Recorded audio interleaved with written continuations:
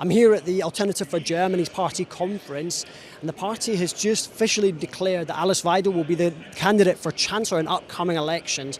And joining me to discuss that and the party's platform is Beatrix von Storck, a member of the German Bundestag and a deputy leader of the parliamentary group there. Frau von Storck, Alice Weidel has just been nominated as your candidate for the first time that you've put forward a candidate in parliamentary elections. The party is at 20-odd% in the polls, potentially higher. And yet the prospect of the party actually getting into power is almost zero because of this firewall. What prospects do you see for the party ever actually getting into power?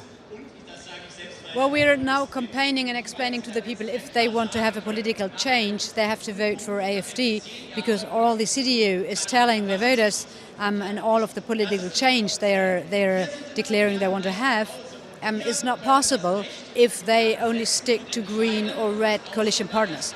So we will make very, very clear that everyone who really wants to have a shift in migration policy and energy policy, the two major topics, they have to vote for AfD.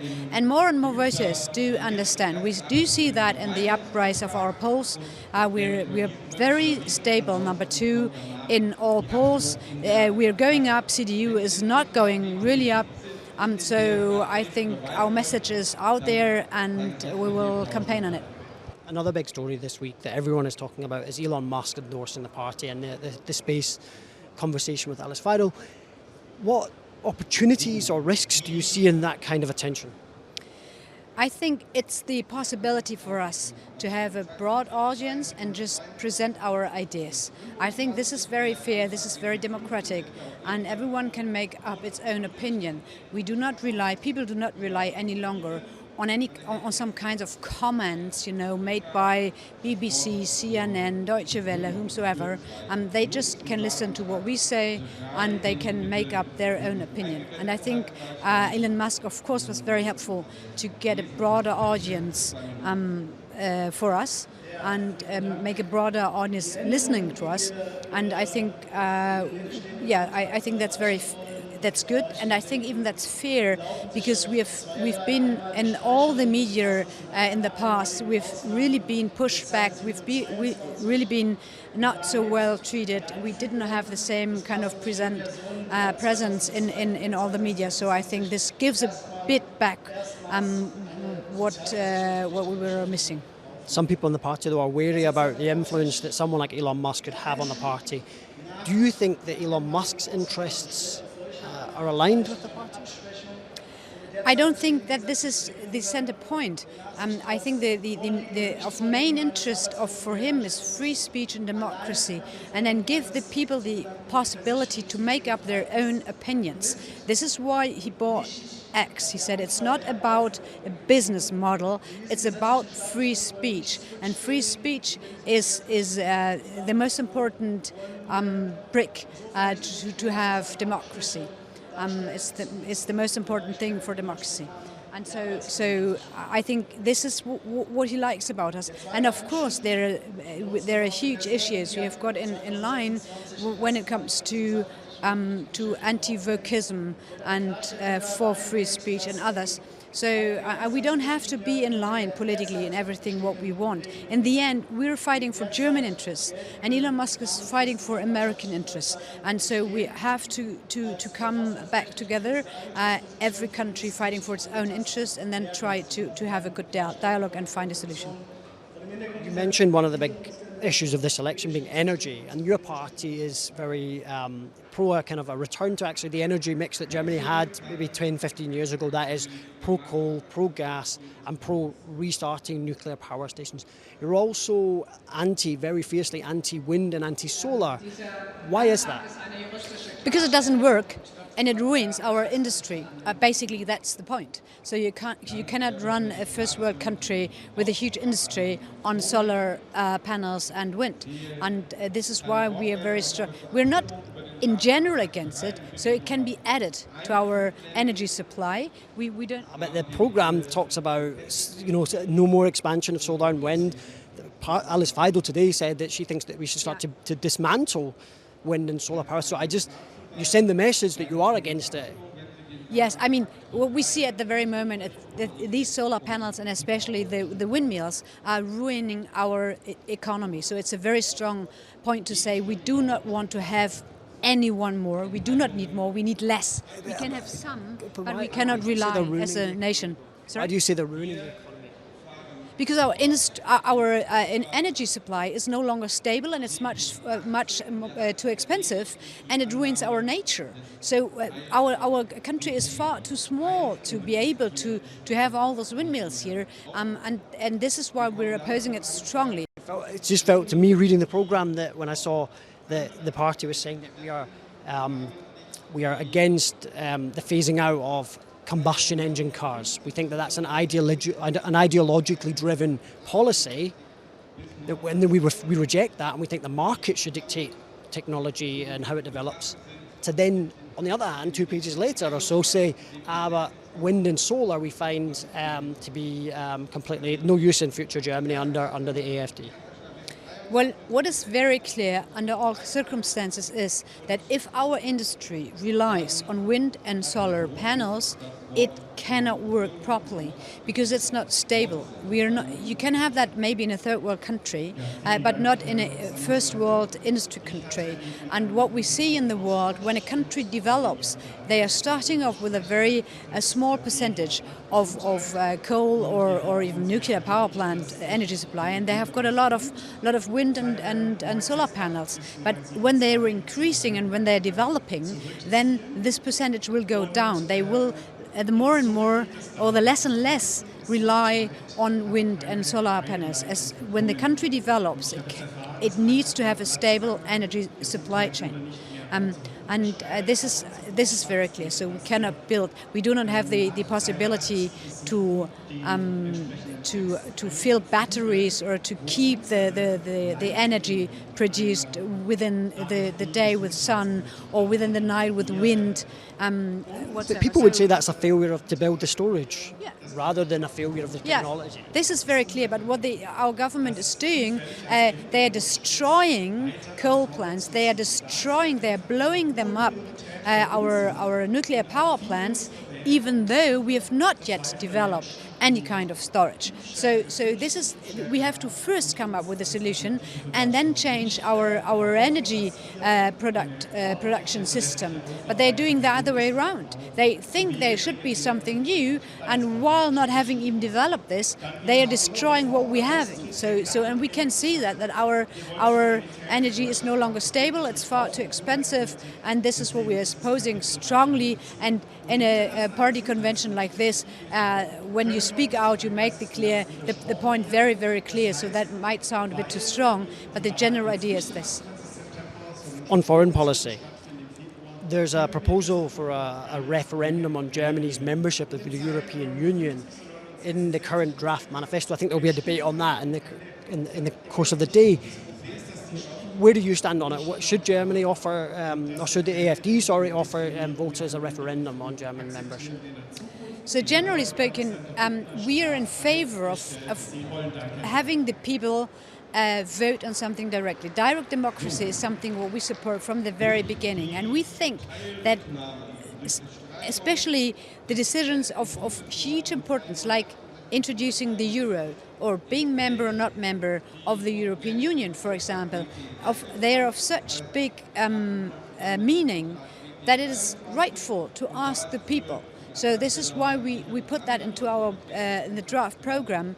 Let the people decide, and we can see that in what happened in Great Britain when they decided to have the Brexit or not. It was a huge debate going on for more than a year, and then a very long and severe debate on it, and then everyone could make up his own mind and in the end vote. So we think that's very transparent, we think that's very democratic, and we do not think the people out there in the country are stupid. We think the policy very often of all the other parties is very stupid, but we do trust in the people. But so the alternative for Germany is going to stand for Germany leaving the European Union and offering voters a chance to vote on that. What is in our draft program is we want to transform the European Union in a organization of common economic interest, Wirtschafts- und Interessengemeinschaft, so a community on common economic and interest of common economy and interest. I read that and I thought, when I read it, how can you ensure that other countries that are part of this membership, this group, don't undercut German labour costs, don't subsidise and therefore benefit their own companies? How do you ensure that? Because the European Union tries to do that. You know, everyone has its critics, but it tries to do that through this Parliament and the Commission. But so how would you do that with a new organisation? Isn't there the risk that you just have the same problem? We want to have less a political union. We do not think that we have to have everything in line in all the member states. This is what we have in the European Union at the very moment. So we do not think that it's very good and very democratic to have majority votes, which then decide with majorities from Spain, France, Italy, how German taxpayers' monies might be spent in Romania. We don't think that this is good, and we do not think it's necessary to have everything in line. You know, we want to have only a union where we have a free market, have a free exchange of goods. And make it possible, of course, also to travel easily without all those border controls, if that is possible. But we do not want to have everything the same standards in all political areas all over the European Union. We don't think this is in our interest, and we realize that this has a huge support. Another big foreign policy issue that faces Germany at the moment is the war in Ukraine. There is not a lot said about the war in Ukraine. There's no criticism of Russia for the war. Why is that? We think and we hope that the President-elect Trump will end the war very soon, and we have said that the whole time that this war has to be stopped, and it has to be stopped by the United States. As we all know, it's not Zelensky who is in charge for anything. So this is what we are hoping, and in the past we decided to not deliver weapons for free because we do not believe that this has helped to end the war. But why no condemnation of the war and Vladimir Putin and Russia? Because the party programme is very critical of where the European Union has gone wrong, but no criticism of Vladimir Putin. Why is that? We did condemn that very, very clearly. Now this is a program, it's not to make a general political statement, but it's our program on what we want for the future of this country. So how we judge on illegitimate wars, we have made that very clear. It's not the place in the program. That's not what we're talking about here. And what, just generally the party programme, there's a lot of scepticism towards the US's imperial might, if you like, and not a lot of scepticism about Russia. Is the party, for people outside Germany, where does the party stand on this? Does it want closer relationships with the US or closer relationships with Russia?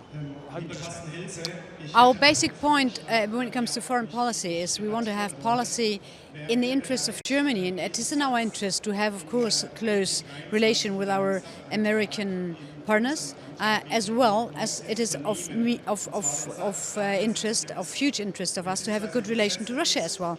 And I think this has been neglected in the past. So when it comes to the German government, they went now very clearly against the United States because they are not in line with the current president, and they didn't even want to go into talks with Putin to end the war.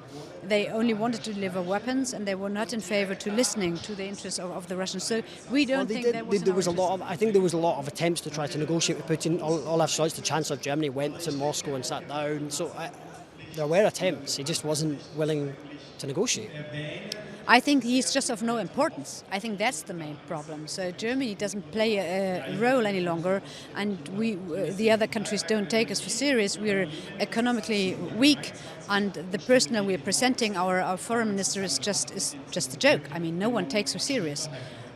So the German impact on foreign policy is far too small, and this is also something we should change. But one of the other aspects of the programme is that it's the party wants to rebuild Nord Stream 2 and start Nord Stream 2, the pipeline from Russia to Germany, right? But that is obviously something that the US administration is deeply against. How does that play out then when Alice Weidel, if she becomes Chancellor of Germany, and the US President says, hey, I don't like that, is she going to stand up to the US President? Yes, we have to fight for our own interests. I think we have to make that point very clear. And this is also something, the way we're addressing Russia, we have to do what is in our interest, and delivering weapons to Ukraine or having sanctions on Russia is not in our own interest, so we have to stop it. And the same thing to the United States. There are some things which are in our main interest, which is, for example, receiving gas from Russia through the pipelines, and we know that they are not in favor. They want to sell their very expensive LNG gas to us, and we don't want that. And then we have to negotiate. And but the most important thing is we have to communicate with another and not stop communication in neither way. The final point is about the Verfassungsschutz. This is the protection. The security services in Germany have said that part of the party that you're in is suspected right-wing extremist. What are you doing to address that?